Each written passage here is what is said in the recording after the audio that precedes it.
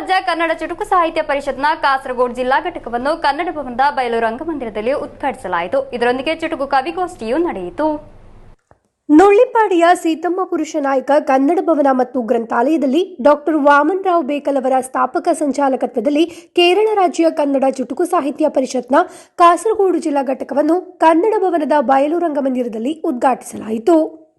ಕರ್ನಾಟಕ ಸರ್ಕಾರದ ಕನ್ನಡ ಪುಸ್ತಕ ಪ್ರಾಧಿಕಾರದ ಅಧ್ಯಕ್ಷ ಡಾಕ್ಟರ್ ಮಾನಸ ಮೈಸೂರು ಕನ್ನಡ ಭುವನೇಶ್ವರಿಯ ಭಾವಚಿತ್ರಕ್ಕೆ ಹಾರಾರ್ಪಣೆ ಮಾಡಿ ಕನ್ನಡ ಧ್ವಜವನ್ನು ಪರಿಷತ್ನ ಕಾಸರಗೋಡು ಜಿಲ್ಲಾ ಘಟಕದ ಅಧ್ಯಕ್ಷರಾದ ಪತ್ರಕರ್ತ ಸಾಹಿತಿ ವಿರಾಜ್ ಅಡೂರು ಅವರಿಗೆ ಹಸ್ತಾಂತರಿಸಿ ಚಾಲನೆ ನೀಡಿದರು.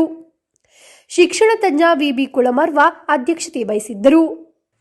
ಕೇರಳ ರಾಜ್ಯ ಕನ್ನಡ ಚುಟುಕು ಸಾಹಿತ್ಯ ಪರಿಷತ್ನ ಕರ್ನಾಟಕ ರಾಜ್ಯ ಸಂಚಾಲಕರಾಗಿ ಪತ್ರಕರ್ತ ಸಾಹಿತಿ ಜಯಾನಂದ ಪೆರಾಜೆ ಹಾಗೂ ಶಿಕ್ಷಕಿ ಡಾಕ್ಟರ್ ಶಾಂತಾ ಪುತ್ತೂರು ಅವರಿಗೆ ಅಧಿಕಾರ ಹಸ್ತಾಂತರ ಮಾಡಲಾಯಿತು.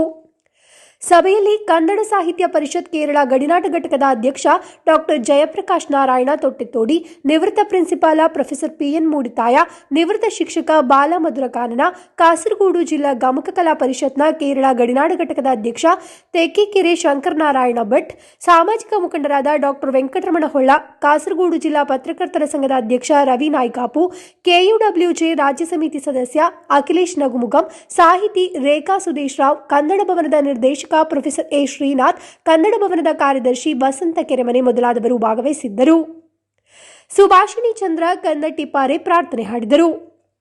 ಪರಿಷತ್ನ ಕೇಂದ್ರ ಸಮಿತಿಯ ಸ್ಥಾಪಕ ಸಂಚಾಲಕರಾದ ಡಾಕ್ಟರ್ ವಾಮನ್ ರಾವ್ ಬೇಕಲ್ ಪ್ರಾಸ್ತಾವಿಕವಾಗಿ ಮಾತನಾಡಿದರು. ಕೆ ನರಸಿಂಹ ಭಟ್ ಎ ತಡ್ಕ ಧನ್ಯವಾದವಿತ್ತರು. ಕನ್ನಡ ಸಾಹಿತ್ಯ ಪರಿಷತ್ ಕೇರಳ ಗಡಿನಾಟ ಘಟಕದ ಸಂಘಟನಾ ಕಾರ್ಯದರ್ಶಿ ವಿಶಾಲಾಕ್ಷ ಪುತ್ರಕಳ ಕಾರ್ಯಕ್ರಮವನ್ನು ನಿರೂಪಿಸಿದರು. ನಂತರ ಚುಟುಕು ಸಾಹಿತಿ ವಿರಾಜ್ ಅಡೂರು ಅವರ ಅಧ್ಯಕ್ಷತೆಯಲ್ಲಿ ಚುಟುಕು ಕವಿಗೋಷ್ಠಿ ನಡೆಯಿತು. ಸುಮಾರು 22ಕ್ಕೂ ಹೆಚ್ಚಿನ ಕವಿಗಳು ಚುಟುಕು ವಾಚನಗೋಷ್ಠಿಯಲ್ಲಿ ಭಾಗವಹಿಸಿದ್ದರು. News bureau, Kasaragod.